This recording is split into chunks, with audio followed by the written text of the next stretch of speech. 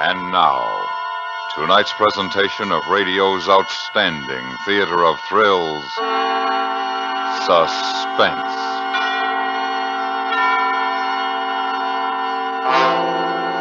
Tonight, we bring you a transcribed story of a group of brave men who risked their lives in a desperate effort to save their fellow men. We call it Arctic Rescue. So now, starring Mr. John Stevenson, here is tonight's suspense play, Arctic Rescue.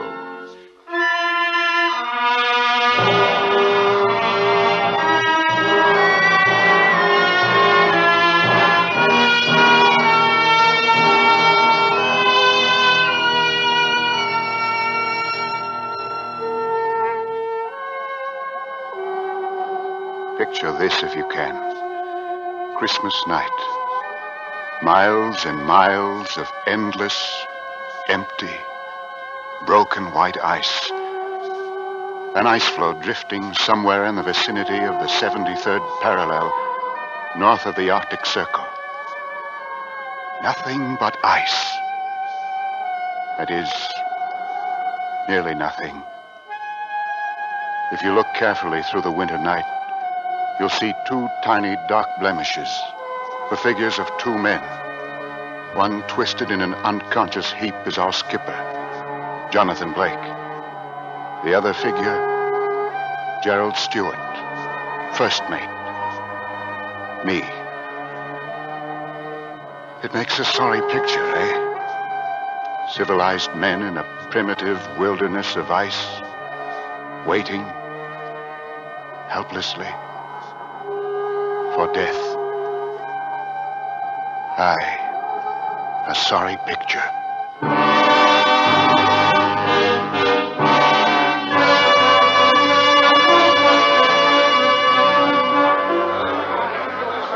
It's a far different picture you'd have seen if you'd been part of the excited crowd standing at the battery of the New York waterfront on June morning, the year 1852. Aye, Mrs. Stewart. The moment of departure? Aye, Lady Franklin. You must take the high tide. May God in his great mercy protect you and your men from the perils which await you. The men are prepared for hardship, Lady Franklin. And we shall succeed where the others have failed in ending the mystery of the Erebus and Terror. Aye. Back to Aberdeen in time for a Christmas feast. We'll prepare a Christmas celebration your men will never forget, Captain. We're leaving for England next week. I shall pray for you, Mr. Stewart. For all of you. Thank you, Miss Craycroft. I'll stand many a watch out at sea thinking of last night. The ball, dancing, and you. That is, all of us will, I mean. What my first mate is trying to tell your niece, Lady Franklin, is how grateful the officers and crew are for the farewell ball you held in their honor last night. I'm the grateful one, Captain Blake. Please bring them all home safely. Come now, Lady Franklin, no need for worry. The Jessica is a sturdy ship, and the men are in good health and lofty spirits. We'll be back by Christmas, you'll see.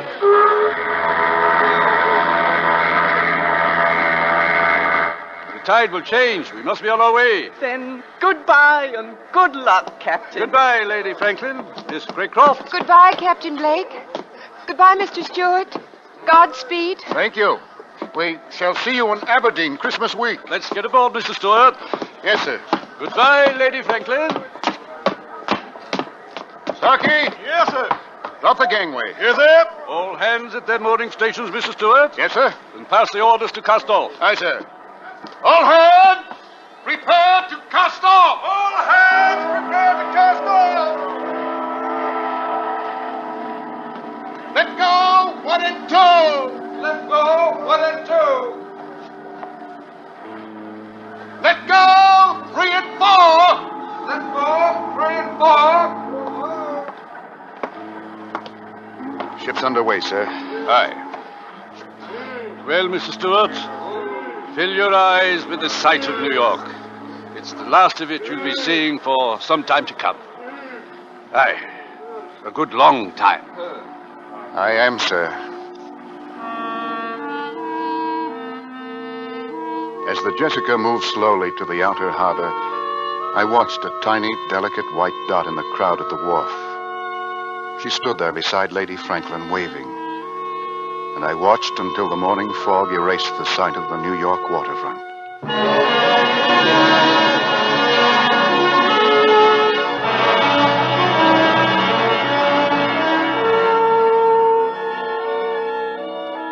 Aside from the ship's log, I've decided to keep a running account of this voyage.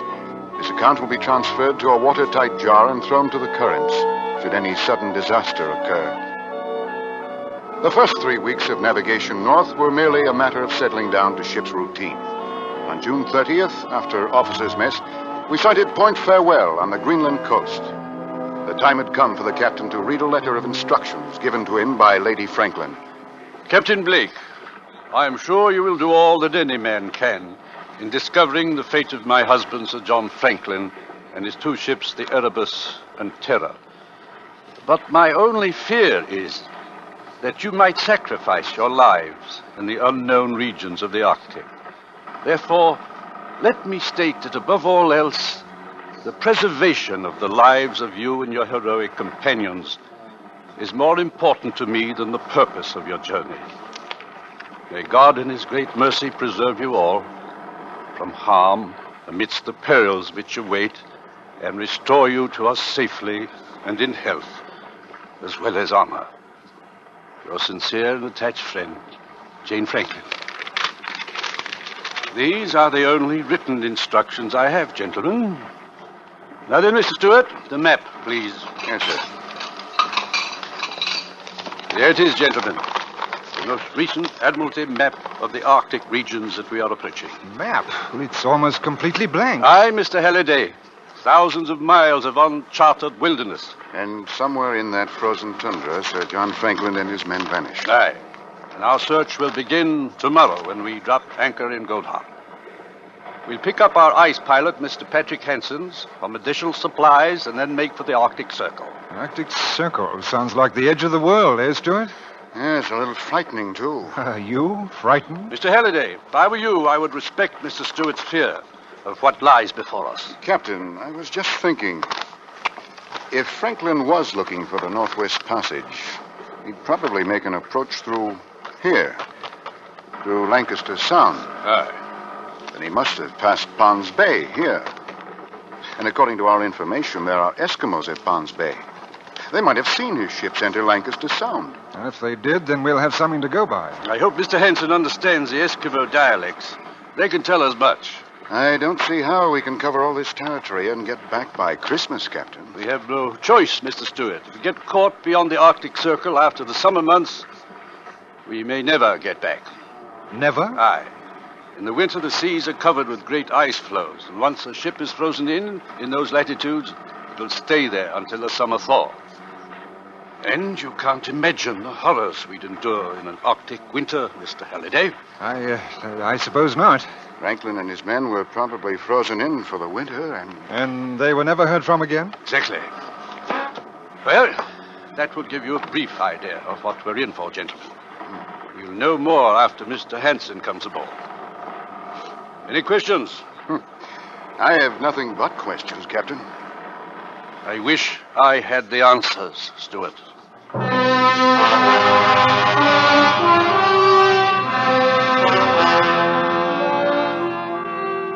Noon the next day, we dropped anchor in the harbor of Godhaab. Here we could take on coal, additional winter clothing, dogs, and Eskimo drivers, and Mr. Hansen, our ice pilot.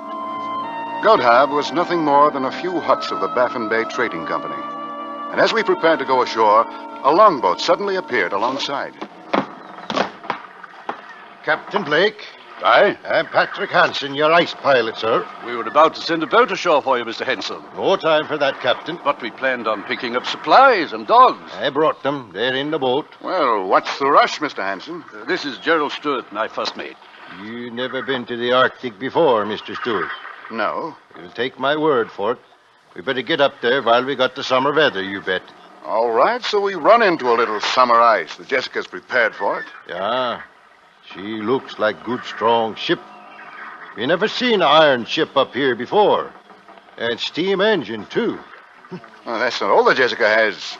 There's an additional iron plates across her hull, as well as added bracing thwartships. And the forward 10 feet of the bow is solid iron and razor sharp at the edge. What do you think that will do to your ice, Mr. Hanson? You wait and you see what the ice can do to a ship. Even an iron ship, Mr. Stewart. Mr. Henson, you received my letters. Yeah, And you made inquiries about the Erebus and Terror? yeah, they was here. They couldn't get dogs, so they headed for Pond's Bay. Across Baffin Bay, That's right. just as we thought. Mr. Halliday, Yes, sir. get those supplies aboard, then prepare the ship for sea. Aye, aye, sir. Stewart, you can chart a course for us. We'll cross the Arctic Circle next and on to Pond's Bay.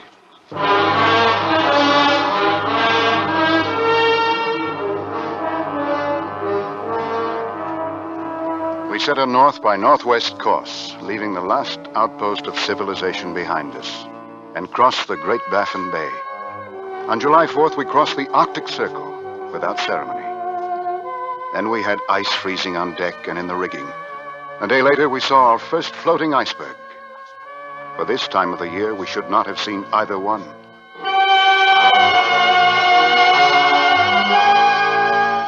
From Goat Hub to Pond's Bay, 6.5 days. Perfect calm. Upon landing, we found a small contingent of Eskimos, but nothing else. They seemed hostile and would give us no information. Then, as we were preparing to return to the Jessica, one of the natives, a girl, rushed from one of the huts and down to the beach. Who's there? Who's there? What's she saying, Mr. Henson? I'm not sure. Captain, look. She has something in her hand. She wants us to look at it. It's a small brass button. From a naval uniform. Aye. See if she'll trade it for some sewing needles. Joseph Galaga? What does she mean by that? Joseph. Joseph, she trying to say a man's name. Joseph Galaga? Joseph Gallagher? Stewart, is that name on Sir John's crew list? I'm looking, sir. Yes, sir, it's here. Quartermaster Joseph Gallagher. They've been here. Aye. Better get back to the ship, men. Looks like a gale brewing. Joseph? Let her keep the buttons to it. Give her the needles, too. Yes, sir. Joseph.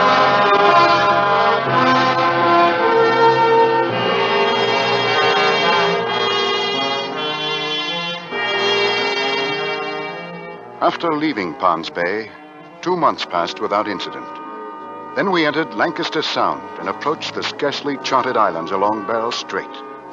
Then we encountered great mountains of floating ice, and we had only a few hours of twilight each day.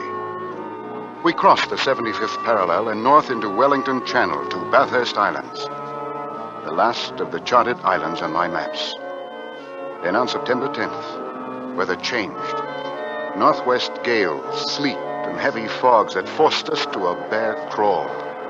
And worse, mammoth ice floes that closed in all around us. Mrs. Stewart, Yes, sir.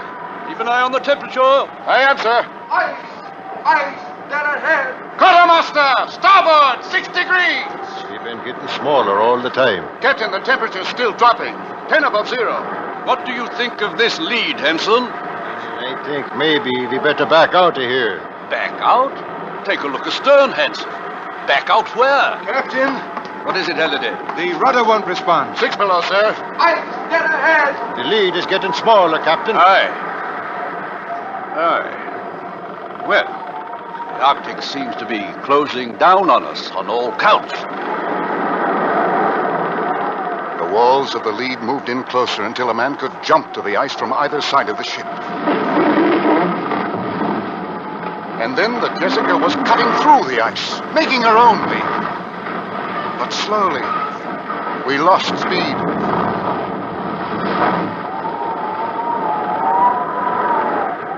And then, finally, the ship gave up to the ice. We frozen in now. Aye. Stop engines, Mr. Stewart. Yes, sir.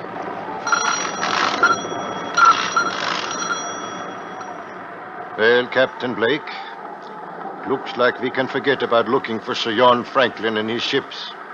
Now that we've frozen in, we're going to have to look out for our own lives, you bet.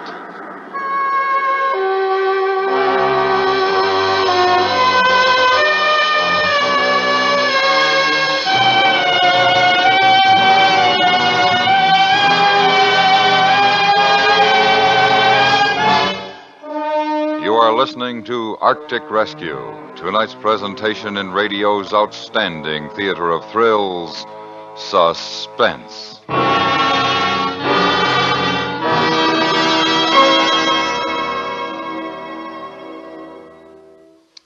The precinct house, the hub of a policeman's life, is a world in itself. All the distorted, misguided emotions of humanity are channeled through its doors and dealt with by the men who work there, protecting us every hour of the day and night.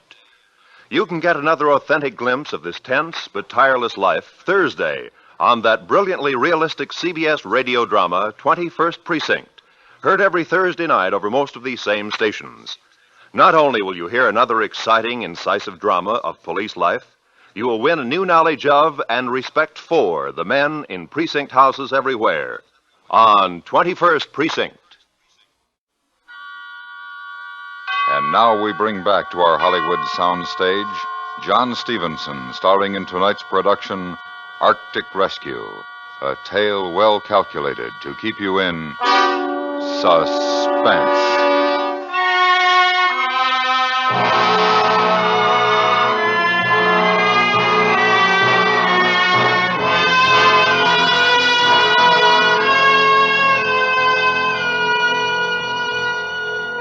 September 10th, 1852. Unless a miracle occurred, we were frozen in the Arctic for the rest of the winter months. A sea of ice surrounded us, and the ship took on a starboard list from the pressure of the floe. Rations were cut in food, water, and coal consumption. Furious gales came and went. There were more freezing temperatures, often as low as 35 below. The doctor was a busy man. Nearly all hands suffered from frostbite, many from gangrene. Conditions aboard the Jessica were deplorable. I thought they couldn't get any worse. October came. November. December. And we thought of home and the holidays. And of Lady Franklin and Miss Craycroft sitting alone at the Christmas feast that was to be held in our honor. On Christmas Day, the cook outdid himself. We had a feast aboard the Jessica on the last of the salt pork and the beef. And with the last of the Allsup's ale and minced meat, the cook made pies. And we had a celebration. Christmas Day, 1852. Men, the captain has a word to say. I drop below to offer you my greetings on this holiday and to wish you a much happier Christmas next year.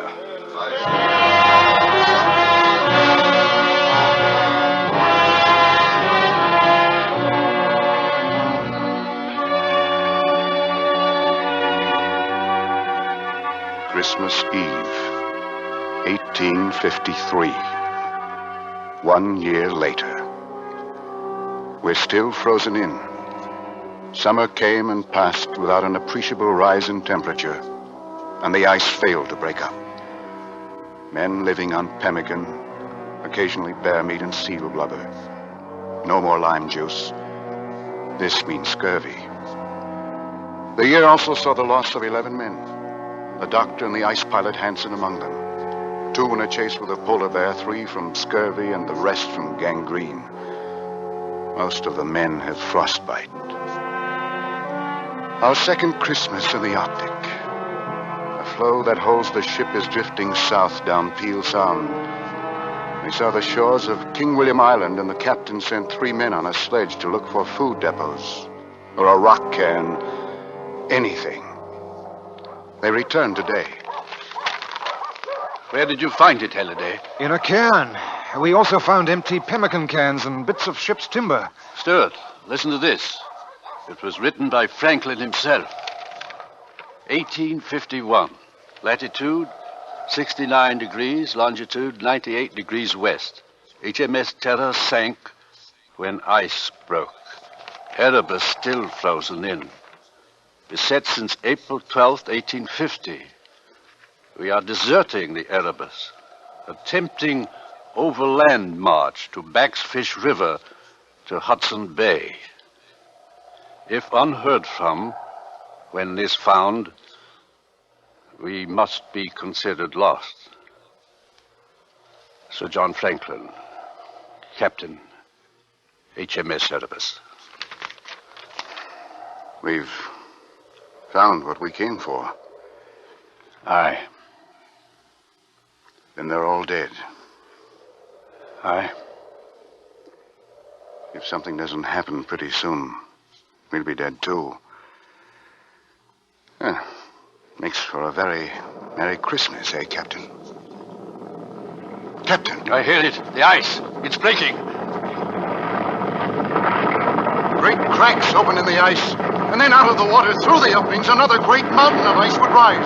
Great slabs of surface 100 yards wide shattered, upended, and sank into the churning water. All around us, great jagged fingers of ice crashed up through the floe. All hands abandon ship. All hands abandon ship. All hands abandon ship. Stewart, get your jobs. We're going out on the ice, too.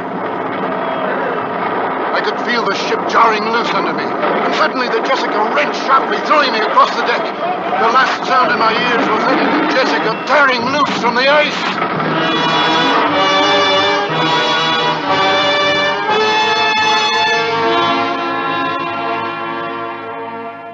Slowly, I became aware of a pain in my leg, then of movement.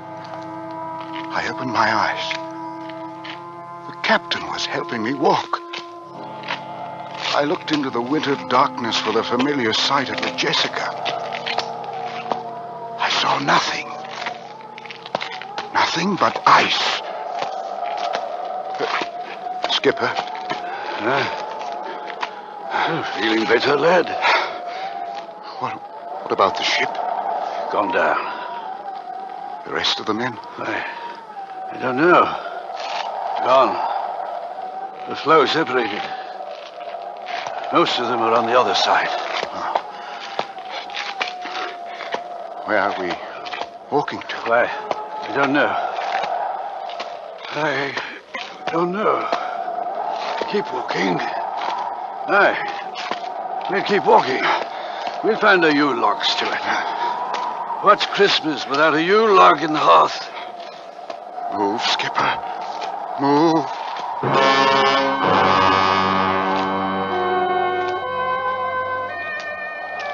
We walked on and on, climbing jagged hummocks of ice, falling through thin spots.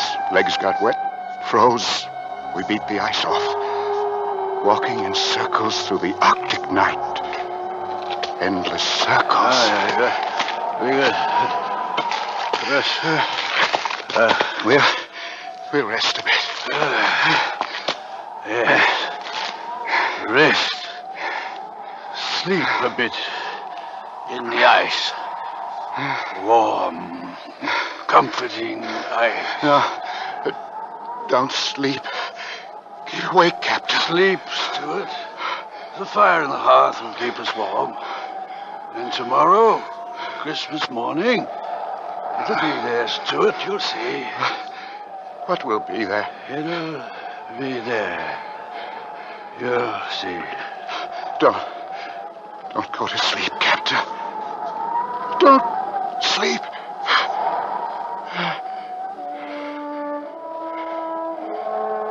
My eyes grew heavy. I craved sleep. But to sleep was to die. I was ready. In the sky over the horizon, a star. The night was overcast. There were no other stars. Just one. Bright in the distance. I could see it. Stood. It was still there. A bright star over the horizon. Captain! Up! On your feet! Captain, we're going to keep walking! Captain! Captain, get up! I want to sleep. I'm tired. You've got to get up! Got to get up! Keep on walking! Keep walking? Where? There! That way! Towards that star! walked on, slowly. I carry the skipper, unconscious now. What could it be? There are no lights in the Arctic, no stars through the overcast. But we kept moving, and the star came closer.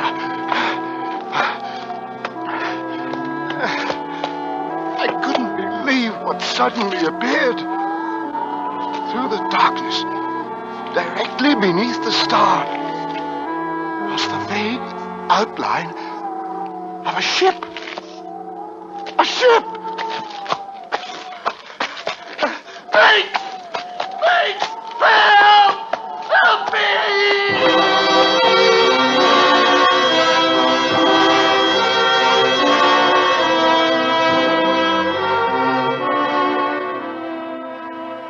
He's coming out of it. Stewart? Stewart! Ship. I saw Starkey.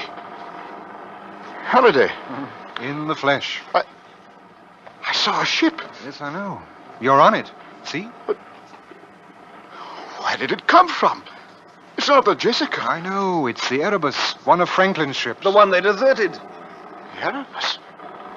But where did it come from? Well, there we were, all of us, except you and the captain, lying on that floe after the Jessica went down. Ready to die, just as we thought you'd died. And then, just as graceful as you please, we see a ship drifting slowly out of the fog, through the broken ice, right to us. The captain. I left him out on the ice. Oh, he's all right. We brought him aboard. And pretty soon, we'll be on our way home. Home? Yes, the ice is open. We can get out. The Erebus will take us back.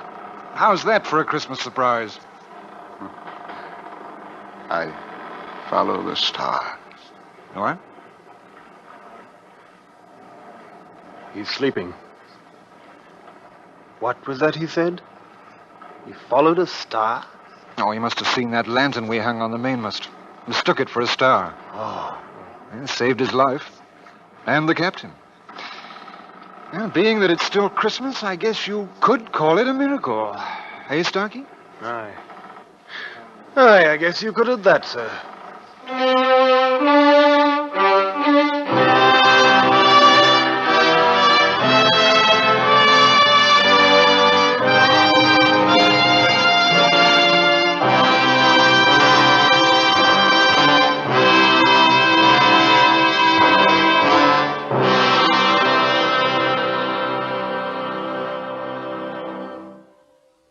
Suspense, in which John Stevenson starred in tonight's presentation of Arctic Rescue.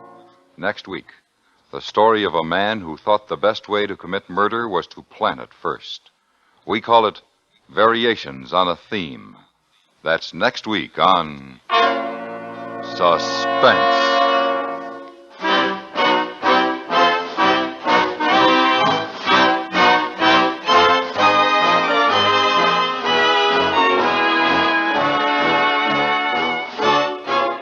Suspense is transcribed in Hollywood by Anthony Ellis.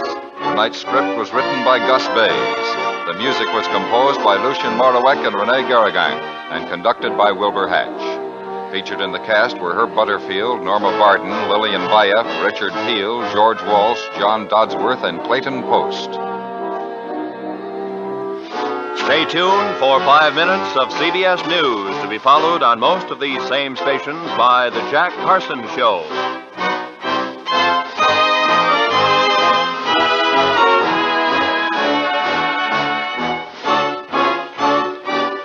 You hear America's favorite shows on the CBS Radio Network.